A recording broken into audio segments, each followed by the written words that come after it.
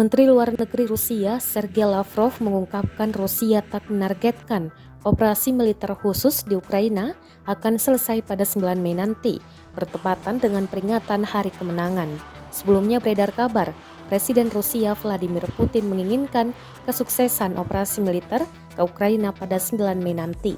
Di Rusia, 9 Mei diperingati sebagai Hari Kemenangan ketika Uni Soviet sukses mengalahkan Nazi Jerman saat Perang Dunia II. Namun Lavrov menegaskan Rusia tak memberikan tenggat waktu tertentu untuk operasi militer di Ukraina. Menurut Lavrov, kecepatan penyelesaian operasi militer khusus Rusia di Ukraina bergantung pada yang pertama dan terutama kebutuhan untuk mengurangi risiko bagi warga sipil dan pasukan Ukraina.